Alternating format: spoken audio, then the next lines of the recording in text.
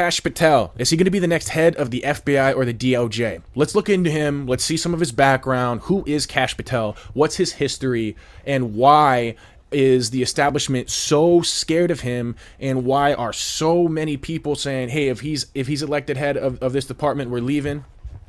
And why is the media trying to make him look so dangerous and incompetent in terms of being able to run one of these departments? I think it's really interesting, and I think it's a good opportunity to kind of like go over how to assess our media, especially figures, and how the media is making them look out to be, right? So we've got scoop: Trump likely to tap loyalist Kash Patel for top FBI or DOJ post. President-elect Trump is expected to appoint ultra-loyalist Kash Patel to a high-profile position at either FBI or Justice Department, top transition sources tell Axios. So real quick, before we go over this, let's look into who Kash Patel is, right? I've got Wikipedia up, and that's really more for continuity because I already took a bunch of notes on what I want to go over here with him. Kash Patel, he was born in 1980 in Garden City, New York. He's of Indian descent, immigrated from East Africa via Canada. He earned a degree in criminal justice from the University of Richmond in 2002. He earned a Juris Doctor from Pace University School of Law in 2005. And in his early career, he served as public defender in Florida for 8 years, handling cases like international drug trafficking, murder, firearms violations. He joined the U.S. Department of Justice National Security Division in 2014. He worked as a trial attorney and legal liaison to the Joint Special Operations Command, and he's had a number of roles in government. He became senior counsel for counterterrorism at the House Intelligence Committee in 2017 under Chairman Devin Nunes. And under Devin Nunes, there was a lot of stuff going on, and I think that what he did under Devin Nunes specifically kind of gives us a understanding of where he's at ideologically, right? And that might give us some context as to why the establishment is responding to him the way they are, right? And So he became a senior counsel for counterterrorism at the House Intelligence Committee in 2017 under Chairman Devin Nunes. He played a significant role in Republican efforts to challenge investigations into Russian interference in the 2016 election. He contributed to the Nunes memo. It's a memo that criticized the FBI's surveillance practices. He was appointed to the National Security Council after catching President Trump's attention from that memo. He then served as senior advisor to the acting director of national intelligence. So the director of national intelligence is an intelligence agency of like in the executive branch. So he's already got a lot of experience leading intelligence agencies and stuff of this nature, and his whole career is in this realm. So why are they acting like this kind of appointment is way out of left field, right? It's interesting. Let's see here. He served as senior advisor, acting director of national intelligence. He was appointed the chief of staff to acting defense secretary Christopher Miller in November of 2020. And his post-government activities, he joined the board of Trump Media and Technology Group, which owns Truth Social. So he may very well be a Trump loyalist, as they say. He then authored this book called Government Gangsters, advocating for reforms in U.S. intelligence agencies. And I think his thoughts in that book might give us some more ideas on his perspective as well. And then following Trump's reelection in 2024, he's been considered, etc. Let's see, his career highlights. He transitioned from public defense to influential roles in national security. He's known for his connections to Trump and his calls for substantial changes in intelligence and law enforcement, right? So he was a senior aide to Devin Nunes, right? He was involved with the Nunes memo, right? And it criticized the FBI's surveillance practices during the Russia investigation. See, here's the thing about the Nunes memo. It was a 4-page document released in February of 2018 by the House Intelligence Committee under Chairman Devin Nunes. It was aimed at exposing the alleged abuses of surveillance powers by the FBI and the Department of Justice during their investigation into the Russian interference of 2016 U.S. presidential election, right? And the interesting thing is that remember the Steele dossier? And remember how the Steele dossier was based on complete misinformation? I forget the guy's first name, but his last name was Steele, and he literally went out and made a whole ton of stuff up that was in the Steele dossier, like the urinating on the bed, with the Trump and the hookers, etc. A whole ton of stuff, right? Well, it turns out that Steele dossier was used for the FISA warrant against the Trump campaign for the surveillance.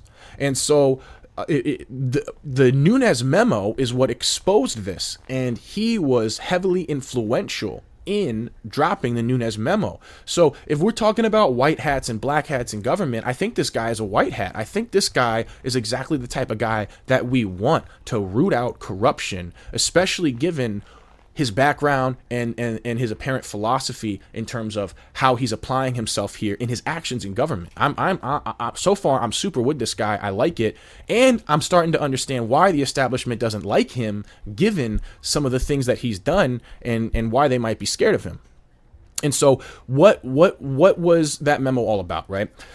That memo asserted that the FBI and the DOJ failed to disclose that the dossier was funded by the Democratic National Committee, money trail, and Hillary Clinton's presidential campaign when applying for the warrant. How corrupt is that? How corrupt is that?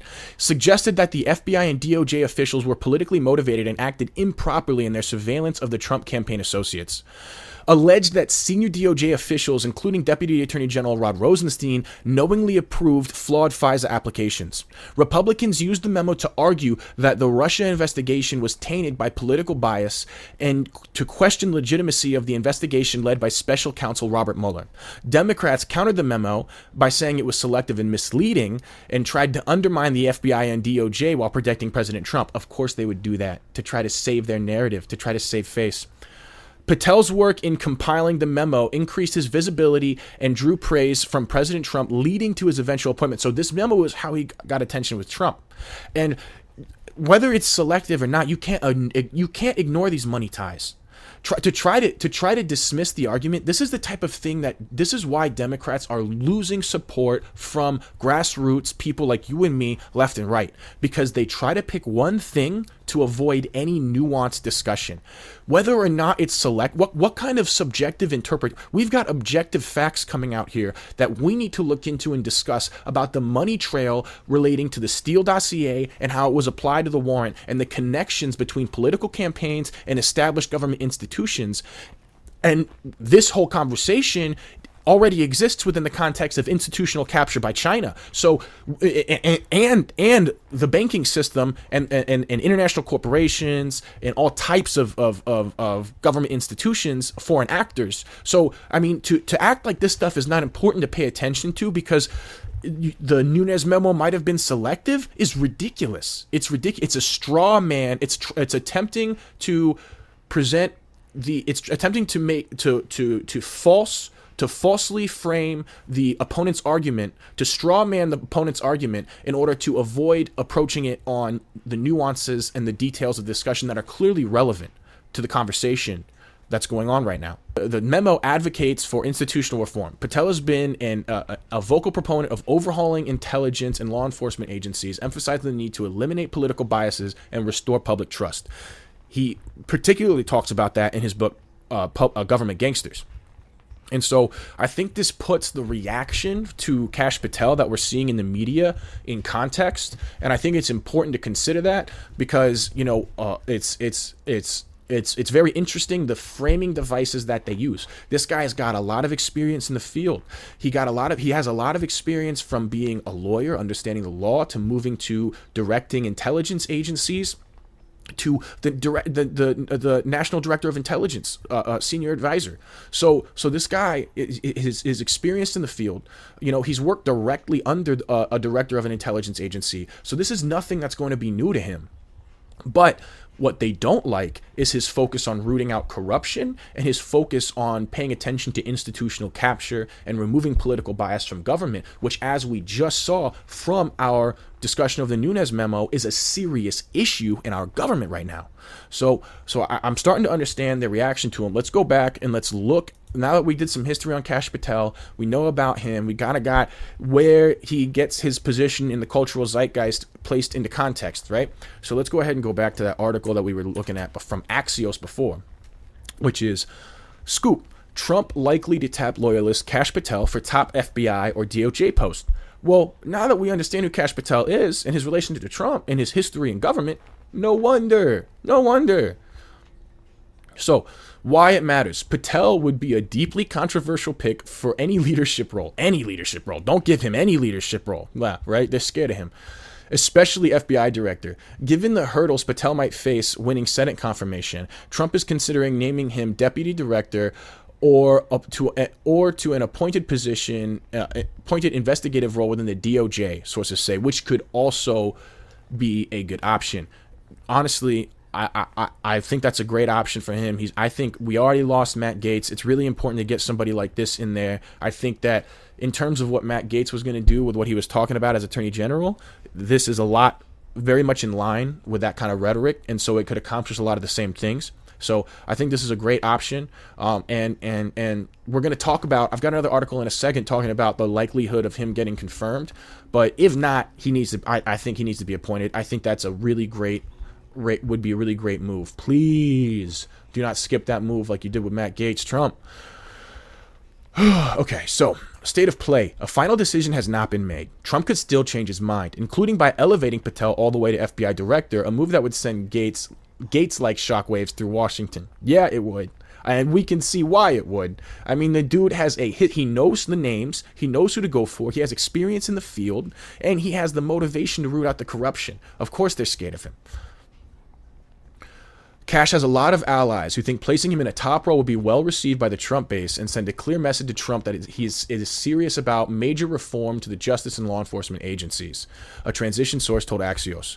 Missouri Attorney General Andrew Bailey is also being considered for FBI director after Trump chose Pam Bondi to lead the Justice Department, but a consensus pick hasn't emerged. What they're saying, President-elect Trump has made brilliant decisions on who will serve in his second administration at lightning pace. Remaining decisions continue to be announced by him when they are made.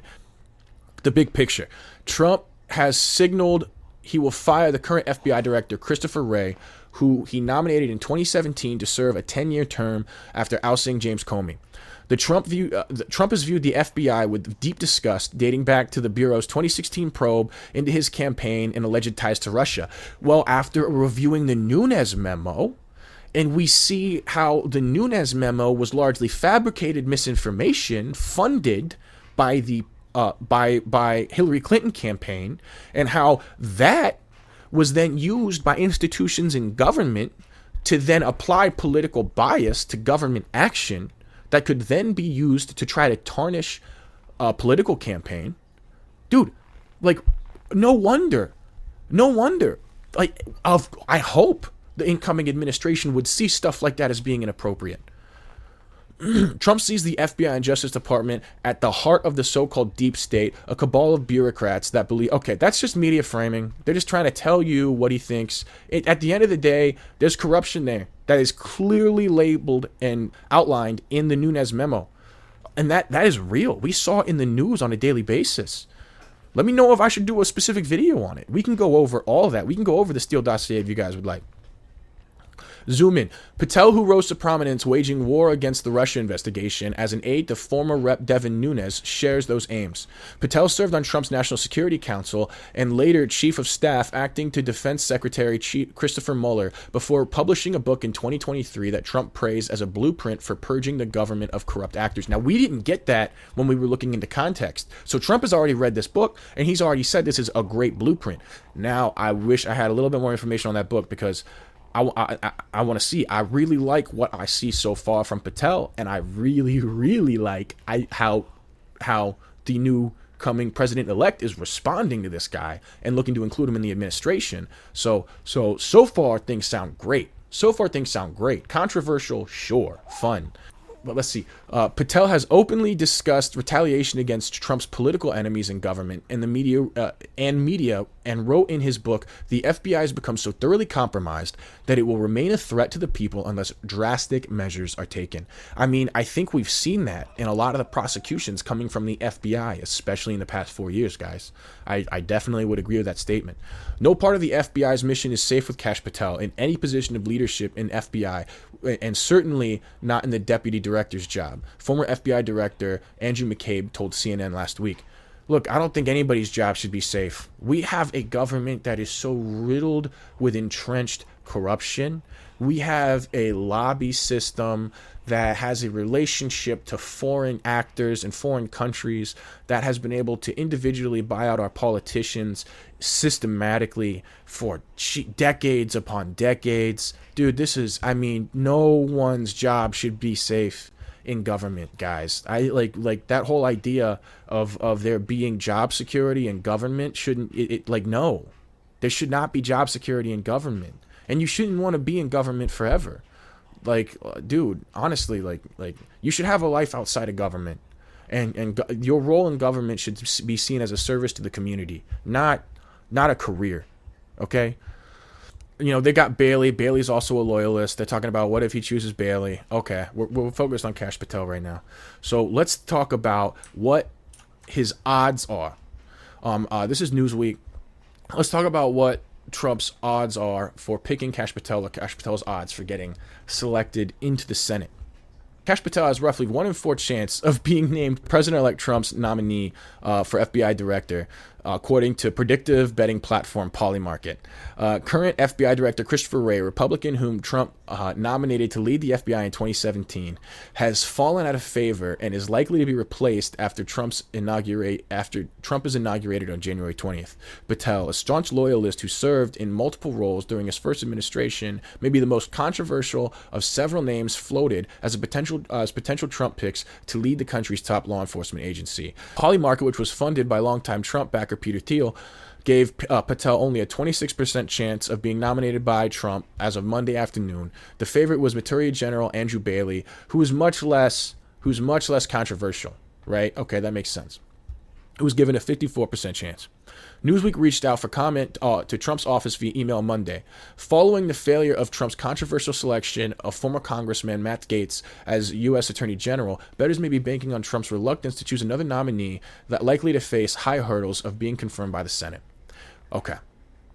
So, basically, the betting odds are indicating that Patel is not really looking like he's in favor, and Andrew Bailey is more than likely going to be the pick because he's not quite as controversial.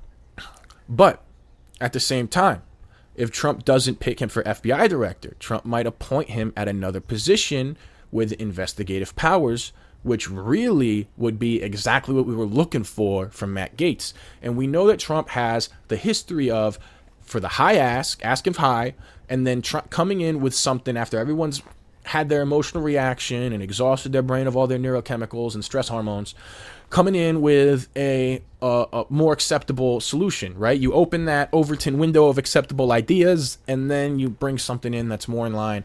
Okay, I get that. That makes a lot of sense. I could see that happening. What do we know about Andrew Bailey?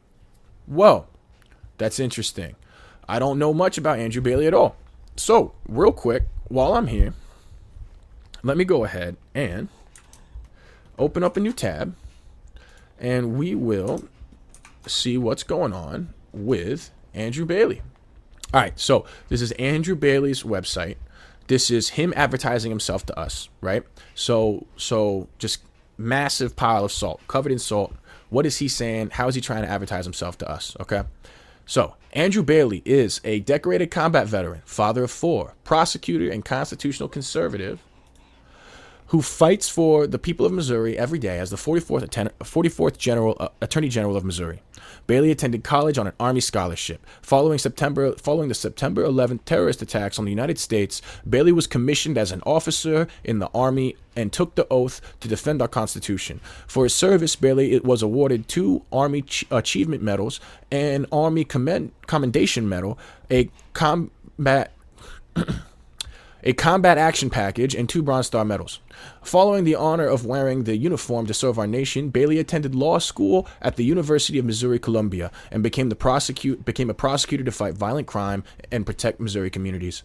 Bailey served as an assistant attorney general, assistant prosecuting attorney to the Warren County, general counsel for Missouri Department of Corrections in 2019, joined the governor's body office as deputy counsel, then served as general counsel. Bailey has handled countless cases on both state and federal court. It was in the courtroom. Okay. Yep. From the battlefield to the courtroom. Okay. All right. Now, what else do we got? All right. Let's see. This is the National Association of Attorney Generals. He was appointed Attorney General, earned a bachelor's degree. He joined the Missouri governor's office. Nope, they don't got nothing. Cool. Wikipedia. Andrew Bailey. You've got to be shitting me. Okay. Fucking New York Times. Missouri Attorney General fights to keep exonerated prisoners behind bars. What? In Missouri, Attorney General Andrew Bailey, now the New York Times is biased. They're biased to the left. Okay? And the frustrating thing about being biased to the left is not a monolith, but the left establishment wants them to be a monolith. So a lot of these corporate-tied news networks will use framing, as we've seen yesterday, to completely lie to you, right? So we're going to have to look this up. But in Missouri, Andrew Bailey is in a tough primary fight against a Trump lawyer who says Bailey is soft on crime. Over the decades he spent in prison, sentenced to life for a fatal shooting.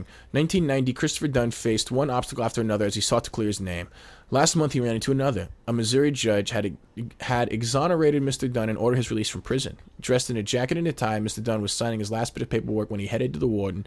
When he overheard the warden taking a call with just about a reason. What do you want me to do? The state's Attorney General, Andrew Bailey, had intervened, keeping him behind bars. He was ordered to change back into his prison uniform, return to his cell.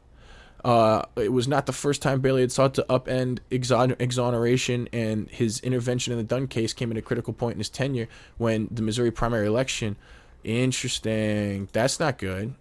I don't like hearing that at all. So he seems off bat like he would be another establishment pick. And I'm not seeing many options here to really get another perspective on him. So let's see if we can get some more details. Andrew Bailey, Republican Party, Attorney General. Nope, no details. All right. Huffington Post. Let's see if this got any more policy details on Andrew Bailey for us, right? This is what we do. This is what we do when we see a new name. This is what we do when we hear somebody we don't know. We look into them. We try to figure out what's going on. This seems like it'd be a lot like Pam Bondi, like an establishment switch up, right? Like ask high and then hit the establishment switch up like they did with the Attorney General. It's almost like he's throwing bones to the base, but he's still pushing for a more moderate administration. That's what it seems like. It seems a lot like Trump is throwing bones to his base, but still going for a more moderate administration. That's the vibe I get.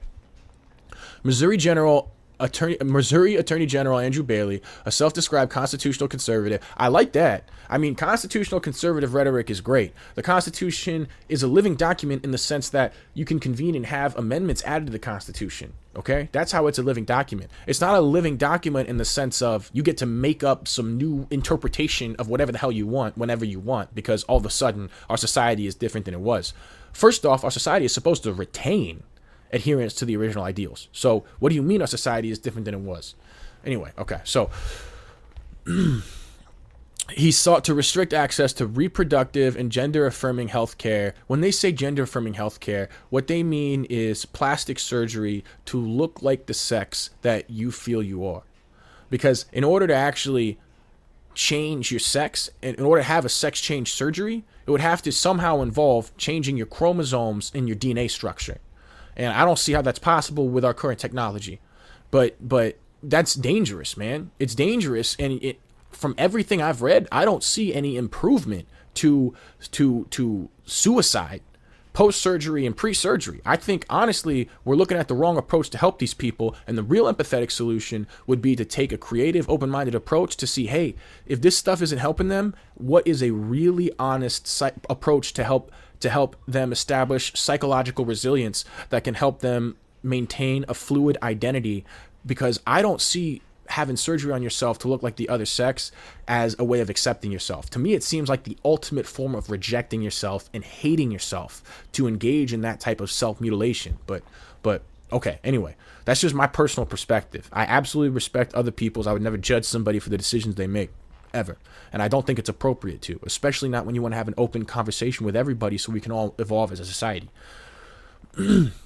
Let's see. Bailey, a Republican endorsed by former President Donald Trump, defeated a Democrat, Elad Gross, in state attorney general's race, per the Associated Press. Missouri Governor Mike Parson first appointed Bailey in the role in January 2023. That makes sense. I've heard Missouri had a way left-hand swing for a while, and I heard that really, really restricted on gun rights and gun usage. I don't know how they are in crime, but usually crime increases and violent crime increases when people aren't allowed to protect themselves, from my personal observation. So I wouldn't be surprised if people were tired of DAs letting people go, dismissing charges, and they're looking for somebody who's going to be a little more intense and a little more on the ball. Let's see. Throughout his 20 months in office, Bailey has made national headlines for using his powers as Attorney General to launch investigations into a children's hospital that provided gender-affirming care, a gym that welcomed transgender patrons, and a big box retail Target accused of selling woke merchandise. He also took legal action against clinics run by Planned Parenthood, one of the largest providers of reproductive care. So he's a classic conservative who's trying to make a name for himself and develop a career. So he looks like a career conservative. That, like, when I'm looking at this other context of him saying, hey, keep this dude in jail while I'm on my run, what was that all about? Okay, some of this stuff is good. Some of this stuff I think is extra and not necessary. Like, let's see, using it to launch investigations into a children that gender affirming care. What's going on? Children's hospital that provided gender affirming care. What do you got? What are you doing to kids? And how young are you doing this to kids? Okay. And dude, the puberty blockers they have a heavy connection to sterilization. Like I agree with stuff like that, right? A gym that welcomed transgender patrons. What does that mean? What are the details of that? Was it also something that had to do with kids? Because I think, you know, I think what a lot of people and a lot of disaffected people on the left are upset with the Democrat Party is the stuff with kids, bro. Like leave the kids alone, dog. Just leave them alone, man. Let them figure themselves out. They'll come to you later in life, bro. And yeah, so he's a classic conservative. I think Trump's gonna go with Andrew Bailey. I think it's a lot like Pam Bondi, but I think it also signifies still a move in the right direction. Maybe not a massive leap. Look, there's something called the Overton window, right? That's the realm of acceptable ideas, okay? And we're in the middle of moving that Overton window back to screw neoliberalism. This is all about classical liberalism over here, and we're not going to let you manipulate the language of empathy to constantly get us to vote to eroding our life condition and our life circumstances. We're done with that. And so I understand the move. I really want to see Kash Patel somewhere. I'll point him somewhere in an investigative role that has power that can apply punishments rather than just make recommendations. Please, I would love that. Let's do that. I think we had a really great overview of Trump's picks here for the next FBI or DOJ director. I think that we had a great example of how to engage in research and how to check out and look over people that we're new at hearing on the news. Andrew Bailey is a conservative, constitutional conservative, which is great. Love to hear it. He's a classic kind of conservative that's really focused on his image. Don't like hearing that. Makes him look establishment. Don't like hearing that. Still an improvement over the type of stuff that we were seeing before. Kash Patel, I love his ideology. I love what he's saying. I want to see him make some change in government. I feel like that dude would feel like my right hand coming in there and changing stuff emotionally. So I'm please, can we work him in somewhere? It seems like another Matt Gaetz situation. Ask high, go moderate, but yeah. So that's the FBI DOJ pick that we're looking at right now. That's the playing field for it right now. It's looking like Kash Patel is the media play, and Andrew Bailey is the real move. So yeah, man. Not my favorite, but you know, it's not the worst. Kind of like Pam Bondi. So hey, I appreciate you guys. Have a great day. Thanks for joining me on this one. I'm gonna get another one going for you here, and hopefully we got another one coming up soon.